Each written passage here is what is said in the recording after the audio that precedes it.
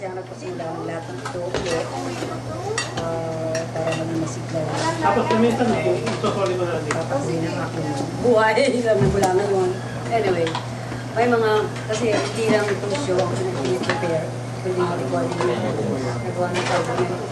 Yung first time nagagawa ko ng album na dito sa record stage. After mga siguro, I hope 10 years na hindi ako nakakagawa ng album.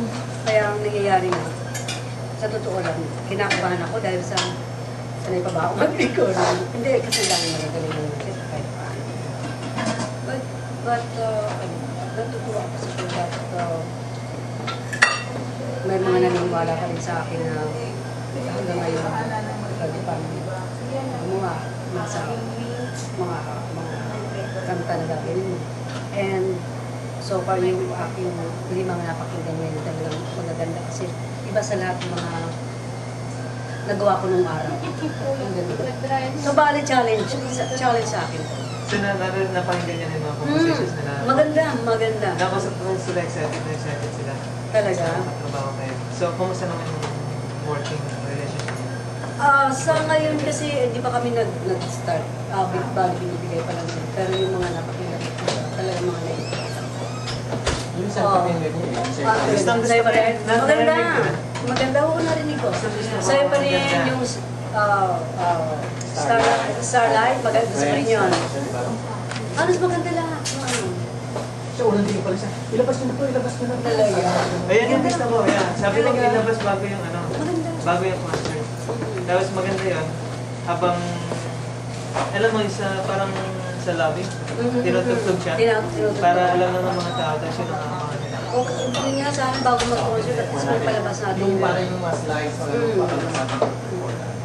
Ito nga dapat yung mga isusunod ko, talagang hindi ka tulad dahil mag-show ako, nakapagtalo, kamao, kaya iba nanonood eh, di ba? Yung gano'n. So, makikita nila babae ako. Joke lang ha? Sisegue na ako ate kayo. Gusto ko lang tanongin kumusta na 2008? Hindi maganda yung isa, pero maganda ngayon. Ngayon maganda na. Huwag na natin Okay. may mga Pero so far, nangyayari sa buhay sa natin na hindi natin maiwasan. Pero yun naman nagiging challenge at saka nagiging aral sa atin yun eh. Yeah. Diba? Kasi kung hindi ko naman pinayagan, hindi naman mangyayari. So ako yun naman kasalanan dito. Gusto ko malaman fire mo. Ngayon gumaganda na naman. Kaya masaya pa rin ang dahil ano ba ngayon? October pa lang ba? Yeah. Ano? September. October pa lang. 4 months. So meron bang isang bagay na at the start of the year you set out to do na nagawa niyo? Nagawa ko ngayong taon. Sa experience ko wala yata ako nagawa. Ngayon pa lang ako nag-umpisa. Yung gano'n. Okay. So, kumusta ang summer niyo? Okay lang. Okay. Ano yung mga ginawa? Ano summer? Wala naman. Wala. Hindi kayo muna na siya? Hindi. Hindi? So, May mga ano ba may mga inayos ako. Hindi ko lang sabi. May mga inayos ako pwede na ka there. para lang, siyempre may mga nangyari sa umpisa pa lang ng taon eh, di ba? So may mga inayos ako. May mga inayos at aayusin pa. Actually, halos wala na eh. Kasi nakangiti na ako ngayon. Kaya na may kagagalan. Yeah. Sa Yun Miss World nga yun. Filipino Town, yung involvement niya doon. Sa Oo, summer yun. niya. Memorable summer yan. Alam mo kung bakit? Actually, doon nag-start itong ano na to. Actually, Diba? swerte. Napakalako sa akin yung una. Kasi mag-pisa doon. Diba? Tapos sumunod na yung pagkano ng green card. Diba? Sunod pa siya concert, recording, at saka Pero yung tour yung- na sa... Yung sa green card na yun, alam mo, hindi ako nakatulog. Kasi yung niisip ko, ano kaya hindi ako makasagot doon sa ano ko. Pag tatanong nila. Kasi alam ko yung ang tatanong nila tungkol sa... So, dapat kasi wala nang interview. Baka dahil sa yung nahuli ako, di ba? Yung kaso. So, naano ako. Baka mamaya, Amerikano pa yung mag-ano sa akin.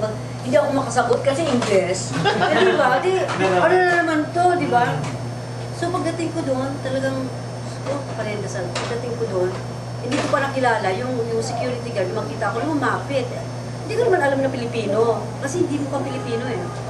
Hindi ako naghintay na matagal. Tinawag ka agad ako pagdating doon, Pilipina yung nag-interview sa akin. Ang nangyari pa, Don't tell me Noranian pa. hindi, kapitbahay namin. Sa Cinco Hermano. At yung anak daw niya, pagkatapos nung usapan namin, yung anak niya, dinadala nung yaya niya, doon sa bahay namin sa Cinco Hermano. Oh. So yun. Kung yung interview sa akin, nagtagal ng 5 minutes, yung pictorial, mga 25 minutes. Yung gano'n. Mas matagal pa yun. Mas matagal. Ay, naku, lahat talaga ng ano. At saka alam na nila na darating ako.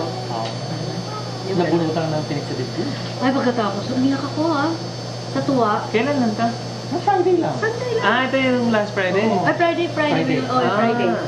The next day, front page na agad sa Asian Journal. Ay, magnan. Di ba? No? Yun. Sinang nag-ano? Kaya yung sa Philippines. Ang dami natuwa doon ha. Talaga. Oo. At saka marami nagtawagan niya sa akin eh. That's better na. Oo. Yeah, Marami yung na. makakasama tayo. Oo. Pina-interview kasi si Boy kita kasi ulit ang time sa Dennis. From Shady sa Putumayan. Dapat doon may ano tayo, di ba? Victoria, kaya tapos kung